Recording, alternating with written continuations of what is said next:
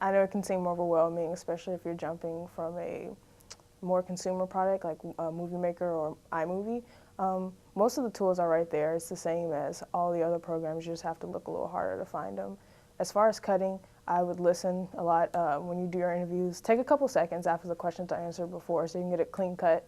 Makes it a lot easier when you're in the editing. When I do it, for the capture, I probably cut in the preview window first and then drag it into the sequence. It makes it a lot easier, and you can make the clips independent so you can have an organized workflow. You're not looking around for a bunch of different clips that you make because you can rename them to exactly what you cut it to be. So I would do it in preview window first. I would say for a beginner to start working with any video editing software, when you're gathering footage, gather a lot. It's always good to have more than not enough. So definitely when you get your B-roll footage, gather as much as you can. Use up that tape because you never know what you can use or what you're going to need later on. So saving is very important. On these computers, always make sure you save and back up to any kind of drive that you're working on. It's important not to work off a network drive, which can get very risky because if you're working off the desktop and your computer shuts down or crashes, then you lost everything. But working off a desktop is much faster than working off a drive. So that's an important tip that some people don't know. After you finish gathering your footage, head to the Nonlinear Editing Lab to begin the post-production process.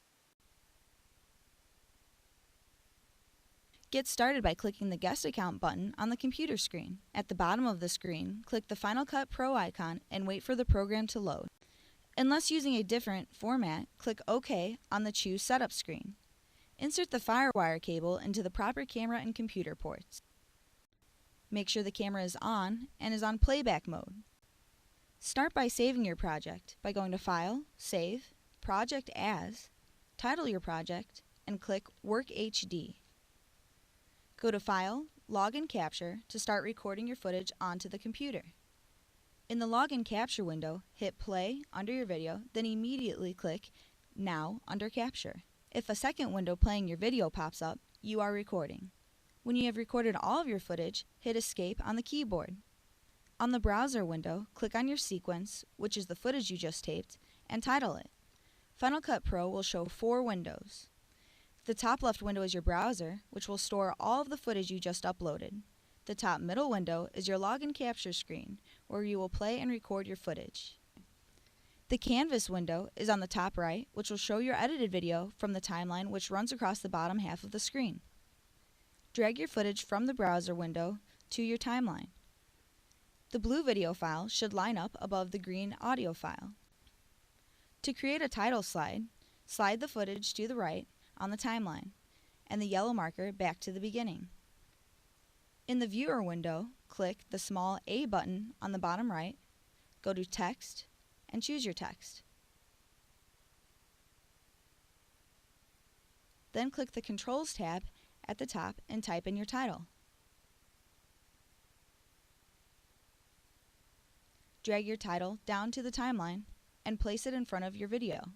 Then select the razor tool, click on this line on the title slide, and cut.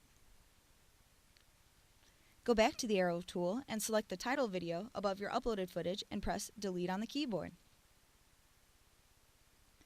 You can also use the razor tool to cut and edit all of your uploaded footage. When you're done editing your footage and of course have saved, drag your marker to the beginning of the timeline and go to File, Send to Compressor. Click the Destinations tab, open Apple, click Desktop, open the custom folder, click Desktop, and choose. Create or choose your folder and click Open. Drag your desktop settings to the sequence bar, then go to the Settings tab, click Apple, Other Workflows, Advanced Format Conversions, Standard Definitions, DVNTSC, and drag it to the mini bar, then hit Submit.